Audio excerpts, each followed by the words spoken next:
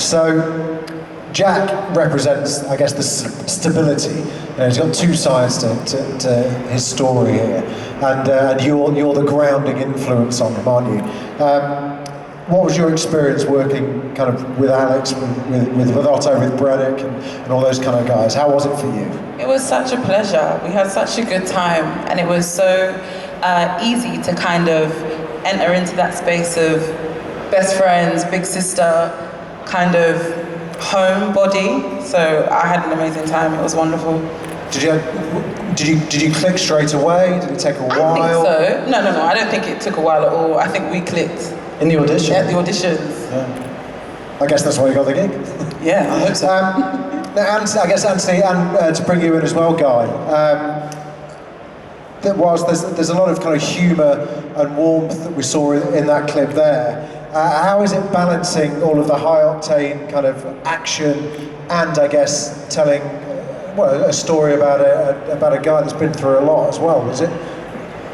Well, I think a big part of that is that Alex is not an ordinary spy. He's somebody who's reluctantly forced into this world. So we wanted to give him a normal home background, a kind of ordinary life that he's ripped away from.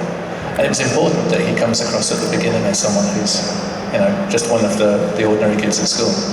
How does it work between the two of you? For those of you who don't understand, or haven't been told rather, I didn't write the screenplay to this series. I was busy working on the next Alex Rider novel, Nightshade, out next year, just thought I'd mention it. So I passed writing duties over to Guy, and he took over, and I can't tell you how excited I am by the fact that he's been so true to the spirit of Point Blank and of the characters and the plot and everything, but has really made it his own and expanded the world and made it more adult and darker, and in some ways even I think more intense than the book. He just did a great job, but I didn't. It's not. Thank you.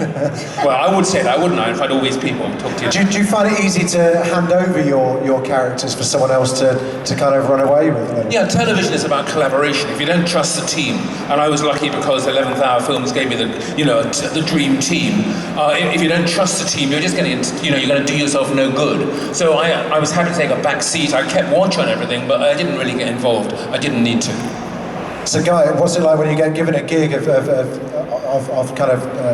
taking a character like Alex and the novels and kind of moulding them into like a TV format? Well, a lot of the heavy lifting has been done already because the book is there. You've got the plot is all worked out.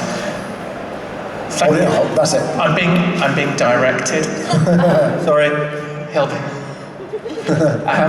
So from my point of view, it's really lovely to be able to take something that's already a cracking story and a very thrilling story, and look at how we can expand it, what other characters we can bring in, how we can dig into the sort of emotional side of it a little more, because I think that's worth doing, especially when you're seeking to reach an older audience. It's worth looking at how these characters might feel about what's happening to them, and we spend a lot of time thinking about Alex and the impact on him that would come from really being thrown into the deep end of a world that he never even dreamed existed. He had no idea his uncle was a spy. He had no idea that his uncle was killed in the line of duty until it all comes crashing down on him. Yeah. And also in that clip, Otto, we saw some pretty good parkour going on there. So there's some good stunt skills. Rumour has it that you're the young Daniel Craig. You insist on doing your own. You are Tom Cruise without the broken foot. I tried to do as much as they would let me. There's a if you've read the books, you'll know that there's a big snowboarding sequence at the end of the book, which we actually shot before anything else. And I wasn't allowed to do that because if I had broken my leg, I probably wouldn't have been Alex Rider. So I didn't get to do that, but mostly I tried to do as much as I was allowed to. That's a dream come true, isn't it, to get to do all that? Yeah. It's really cool to see it all come to life on screen as well, because it's very technical. A stunt is quite a hard thing to achieve, and then you see it on screen and it looks so cool. Like there's some great fights, and there's a great fight in episode 8, which I don't know if I'm allowed to talk about. No spoilers. I'll tell you what, we're going to go. Let's find out a little bit more about the department, shall we? This next clip gives us an introduction to them. We see Alex, who, against all the odds, has managed to sneak in, which gives Blunt the idea of using him as a spy.